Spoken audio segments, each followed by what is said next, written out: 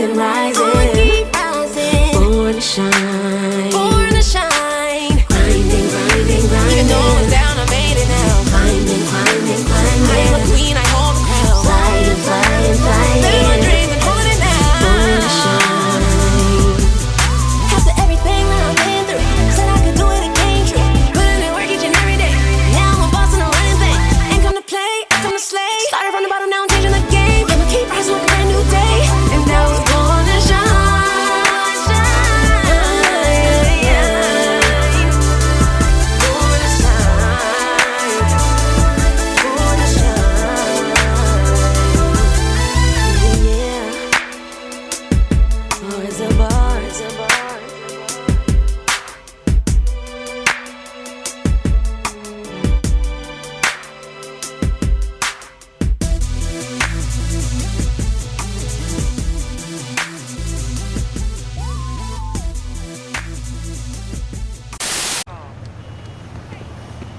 Move it, kid.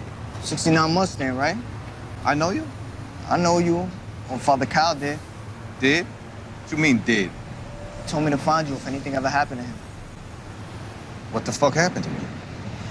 Look, somebody stabbed him up in the park last night. They found his body on a bench. He bled out from the heart.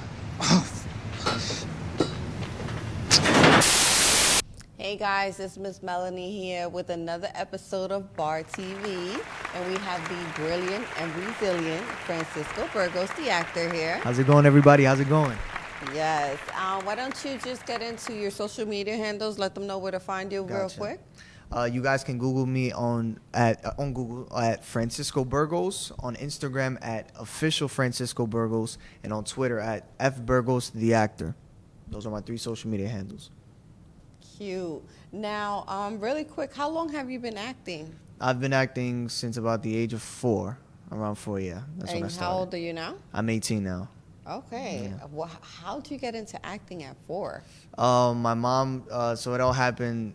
It wasn't planned at all, but it happened accordingly. It was nice the way it happened. My mom, she was doing like background work, like extra work behind the scenes, and she wanted to work and do something where she can watch me at the same time. She didn't like leaving me with babysitters, so I was on the set with her on life support with Queen Latifah. It was a film she was doing back then, a couple years back. What's your mom's name? Onaira Acosta. That's my mom's name. Yeah, okay. yeah. So we were doing that, and they needed kids to be in the shot. So I was in the back, with like a bunch of kids, and while the other kids were like looking at the camera and just acting crazy and stuff, I was actually doing what was told and just playing in the swings and the playground and stuff. So I'm guessing Queen Latifah took note of that. And on my way back home, on my way back to the train, me and my mom had seen her with her glasses, like going somewhere, and she said, "Hey, your son did a perfect job. You should put him into acting because he took notes very well." Nice. And ever since then, everything So skyrocketed. that was it. Your mom was like, "What? You only got to tell me one time my baby's gonna do this." Yep, definitely. And she was your backbone. She made sure you got into the right places and followed the right path there. Yeah, definitely. Very good. So would you say that you feel like it was an advantage to have her as a behind the scenes in the industry? I think, yeah, because I never went to her and said, like, I think any ordinary person would and say, "Oh, Mom, I want to be an actor. Or I want to do this." Like, it just happened. Organically. It was God's plan. So, everything just happened, like you said, organically. Definitely, yeah. So now, aside from that, what else has your mom done? As far as as her work? As her work, yeah. Or has she just since then focused on you as pushing you as the actor? My mom, besides doing the extra work, she's like a hustler. So she's always like wanted to be her own boss. She finds her way to pay the bills by doing her own thing. She doesn't like the work and you're a normal 9 to 5 being told by a boss what to do. She wants to be her own boss. So she's like doing different businesses and stuff.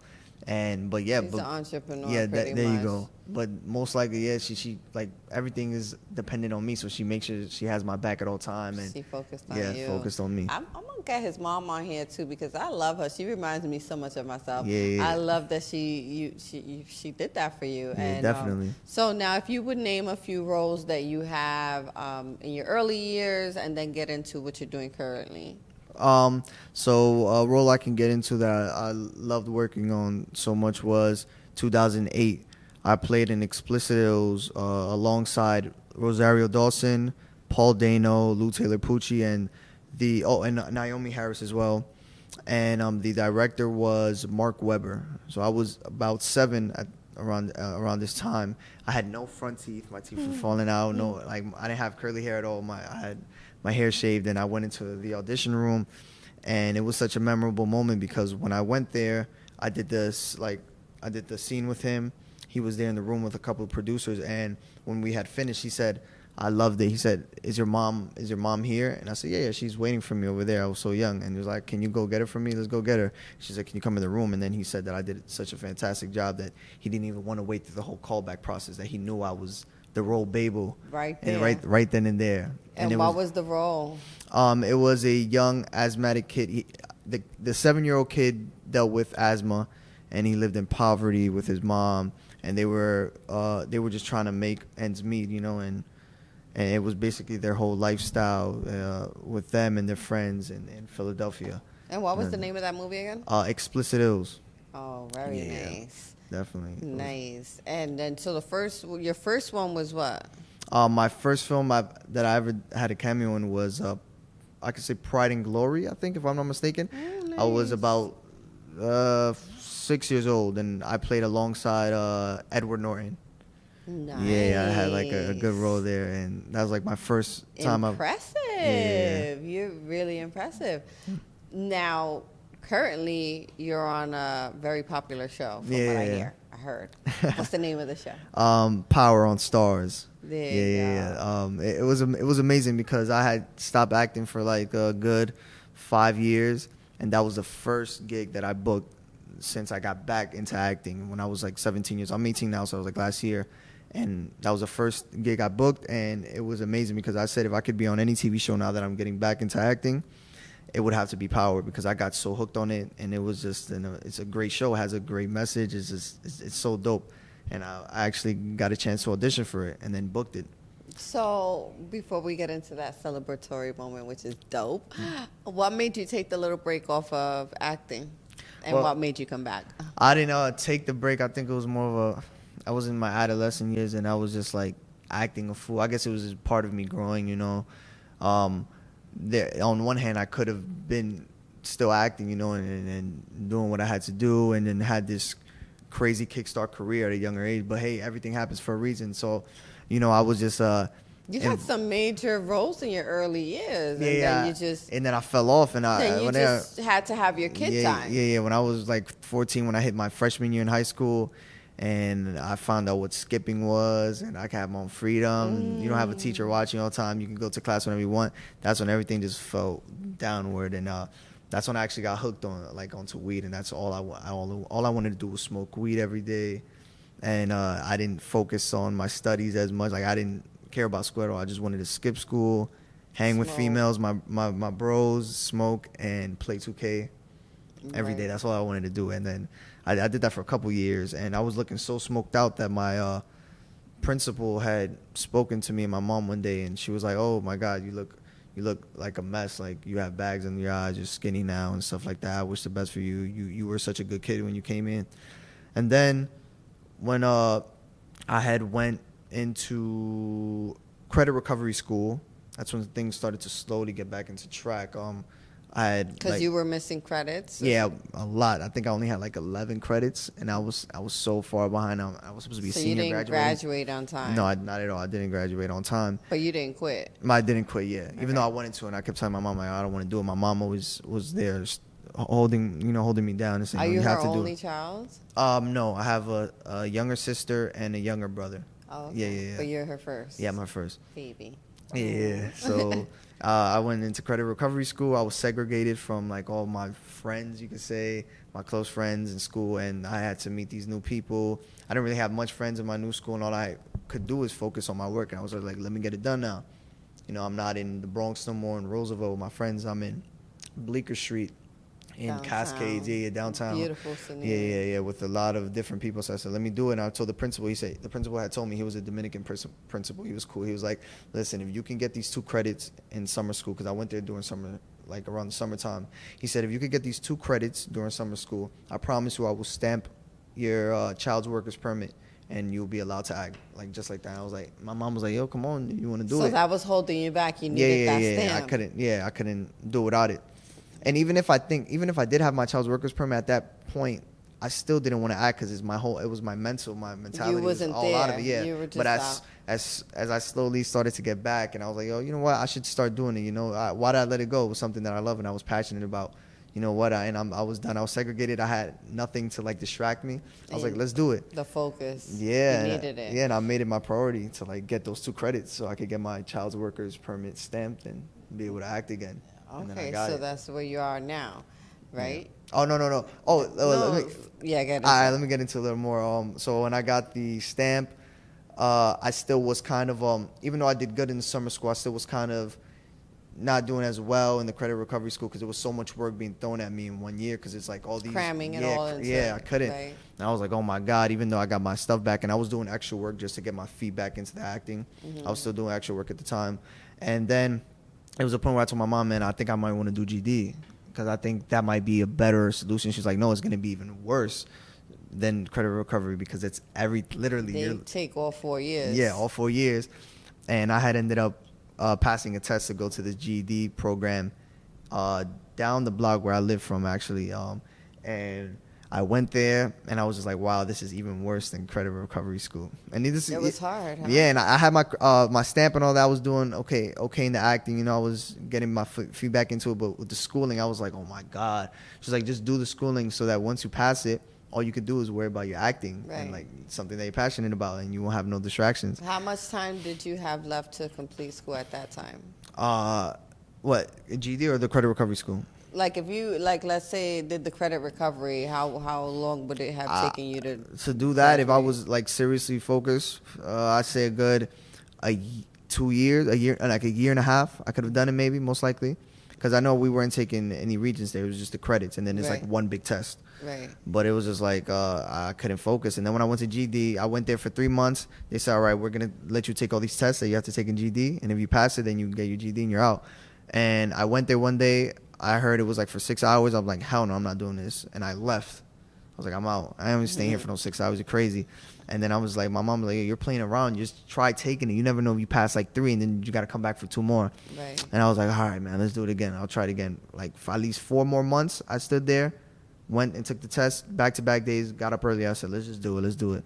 And then I think a week later, I got my results. And I thought I'd pass like 3 and then have to come back for more. But I actually ended up, it said the check for everything. Nice. Yeah, I got 500 and above for all my genres. And I did it. Congratulations. So you got your GED. Yeah, they got my GED. When did you complete that? To say now, maybe a good 4 months ago. Okay, so then at that point you didn't need no more stamp for acting. No, I didn't. No. Now you're a free agent. Yeah, definitely. I could do. Yeah, to act, and 18 years old, you're considered an adult in the States as far as acting and performing. So I could just go about it and do what I had to do. And how did you break back into it to where how did you even get to go for the role in Power? Oh, okay. So I've been with my agency since I was about 12 years old. Okay, so you have an agency. Yeah. I'm with Innovative Artists. They Okay. they have a branch in Los Angeles and in New York. Okay. So they've been holding me down since I was like 12 years old. And they did. There was the time when I was like acting up and stuff and falling apart. They seen it and they were like, oh, you look like you don't want to act anymore and stuff like that. They said, we've seen it. So they held back on me. They didn't send me on no roles, nothing. They weren't interested in me at all. So cut that. I just yawned. Go ahead. You're good. So they weren't interested at all. They left it out. They left me out on every project. And then when they seen that I was serious and I started sending them like new headshots, like updated headshots from when I was young to like how I look now, and that I was serious, I'm like, I'm getting back into my acting. They were like, all right, no problem. We see you're grinding. Let's go. And they ended up sending me a role for Power. That was like my third audition from getting right back into it. And it said Power Stars, and I was just so psyched because like I started watching that show not that long ago from when I got the audition, and I was hooked on it. I binge watched it, and I was like, wow, let's go. Speaking things into existence actually works. Right. Yeah, and I had got it. I said, yo, let me study this. I only had 1 day to get right for it because it was the next day in the morning. I did it. I found out that I had to do a role playing alongside Tommy Egan, which is played by Joseph Sikora. I was like, wow, that's crazy, because that's like one of my favorite characters on the show. I was like, all right, let's do it. The next day I went, did it. I had the nerves running, the blood flow going, and I actually like, I feel like I thought when I left, I thought I did a terrible job, but that's all in the mental of my mind. I feel like I could have done better, but 3 days later, I got the call from my agency saying that I booked it. No callback needed. Wow. And what was the role? And It was to play Abel. I was a young teenage drug dealer for Father Callahan, the one who previously died on season 4. He got stabbed by Dre. Spoiler alert, but yeah, he got stabbed by Dre. And yeah, I just played his. No, wait, the season is over now. I mean, that was the first episode. Yeah, okay. I'm like, wait a second, we got something good. Yeah, we're good. So yeah, but I played the young teenage drug dealer for Father Callahan, and I went, to talk to Tommy and tell him how he died and what happened and where he can find the warehouse and all that stuff. So it was a good scene. Definitely. Nice. So that was one episode? Yeah, the premiere episode. The premiere episode. Yeah, it was, and I'm glad it was a premiere episode because that's the one that everyone tunes into. Everybody tunes into that Everybody. one. Nobody. I'm not going to shoot the show down. Yeah. The number one episode of like every show has like the highest ranked ratings. Exactly. Yeah. And I got so much great feedback from it saying, "Oh, that was the boy with the bun. Yeah, the man bun. Yeah, he did a great job. Yeah." They were saying, "Oh, you didn't have to set up Tommy like that." So if you seen the show, they were saying all this crazy stuff, and I was like, "Oh." Nice. But it was amazing though. I'm glad I got to play the character very well for. So would you say that's the most role that you're the most proud of?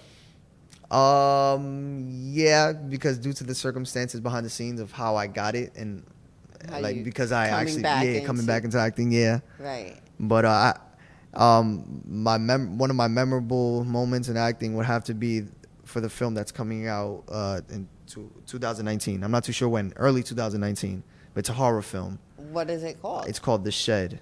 Yeah, it's okay. coming. The director is Frank Sabatella, and Peter Block is the producer, and he produced like almost all the Saw movies from the Saw series. Ooh. Yeah. So it's gonna be an amazing movie. I play a supporting lead. I play the role of Pitt. Okay. Yeah. It's amazing. It's gonna be very fun. I went to Syracuse to go shoot for it. Look out for that. I want to come through when it comes out. I want to see it. I got you. Definitely, we gotta be there. We'll definitely cover you and to the whole press for you. Thank you. Now, do you have another one coming up, right? Oh, yeah. I have a short film called Feeling Through, directed by Doug Rowland. And he's amazing. His first short film had like 15 million views on YouTube. And like the concept of this film was amazing. It's about a deaf blind man and a young teenager finding ways to contact him and finding ways to be able to talk to him, knowing that he's deaf and blind, is like the whole backstory. And I play his best friend and stuff when we're just in the city chilling. Like it's a real good. How do you contact each other? I mean, I don't know. The main character was my best friend. Okay. He was Tariq, and he did all the scenes with the deaf blind man. But like it was crazy. Like when they were talking about it, and I was like, I wouldn't know how to do it, Right. But it's great that they're actually putting it like on a platform. Yes, because it happens in real life. Exactly. You know, and that's the first. It's in history that is the first deaf blind man to play a lead in a film. The guy that they chose. Yeah, so it's gonna be very fun. Yeah. Nice. Seeing that. Now, what are your goals now with this? How far you want to go? Besides acting, I think I want to get behind the camera and tell stories. Of course, that would be definitely like my back. Basically, maybe I'm thinking about doing like a bio about myself, like a young kid who's been through all these like tough tribes and revelations and all this crazy stuff happening, and then he just boosts up and builds confidence and goes for his dreams and stuff like that. I feel like that'd be dope. Right? Yeah. It's something like a backstory. I would love to direct or produce something like that in the future. Yeah, do it. Yeah. Motivate the demographic. Putting more great content out there and definitely motivate, inspire, and pay it forward. What would your advice be to any younger or aspiring actors in the industry, how to get into it? Because you had your mom was probably a little knowledgeable with it, so but what if you didn't? People who don't who their parents are not really, I know. And I've come across a lot of people like that. I tell people all the time, even if you don't have that, you know, that extra support, you know, you're the only person that needs, you know, the support system. Like, you're supposed to push yourself, even if you have your mom telling you this or your friend telling you this or someone random, like cut all that out, you know. Just, you only get one life as far as we know, so, you know, live it to the fullest, and, you know, just stay motivated and determined, because that's what I tell all the teenagers when I go to schools and stuff like that and I speak to them. I said I wasn't determined or motivated at all.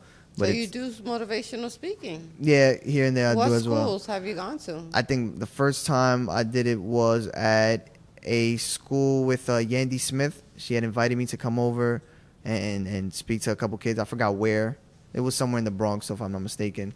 And I spoke to them, and I spoke to like teenagers there, and I told them about my backstory as I am now. Mm-hmm. Yeah, and it's just cool to like. I like that they're hearing it from an authentic person. It's not, you know, it's not fake. It's organic. Everything is real, and, you know, real life, real TV. Yeah, real actors. Definitely sharing who they really are. Yep. This is an act. It's real. So you would like to do more motivational speaking? I think you're interested in that, right? I would love to talk to the teenagers. You know, everybody that needs that extra hand, you know, I would love to be there for them. I always said that, like, being able to act and be in all these movies and trying to become a superstar is cool, but there's nothing better than that feeling when you're, like, helping someone else. Making a difference. Making a difference, you know, because you don't have a lot of people doing that, like reaching out or taking their time out, you know, to, like, help others and stuff, but I would love to. Right. I would love to do that. And having fell victim to peer pressure at that one point in your life, what advice would you give to teenagers to be able to overcome peer pressure, or just to let them know that they, you know, this is definitely not the route? To overcome peer pressure, I would have to say, you know, everyone's human, you know, so it's like everyone makes mistakes, but, you know, just rise above it. There's greater things in this life than the stuff that I was doing, you know. Right. Yeah, like, there's greater things in this world. You can be great. You can be whatever you want as long as you put your mind to it. Right. You know, that's what I'll tell those people. You're blessed. You caught yourself. You brought yourself back. You did amazing. You're doing amazing things. You're going to continue to do amazing things. Thank you. Definitely a fan. Looking forward to it. I want to thank you for giving BARTV this exclusive time. No problem. And space. It was my pleasure. Definitely provided the space for us today. And let them know again where to find you and the names of those 2 movies coming out. Got you. You can Google me at Francisco Burgos. Find me on Instagram at official Francisco Burgos, and on Twitter at FBurgos the actor. I also have 2 films coming out early 2019. One horror film called The Shed, and the other one a drama short called Feeling Through. So check out for those guys. Thank you, guys. Stay tuned. Grinding, grinding, grinding. I'ma keep grinding. Climbing, climbing, climbing. I'ma keep climbing. Rising, rising, rising.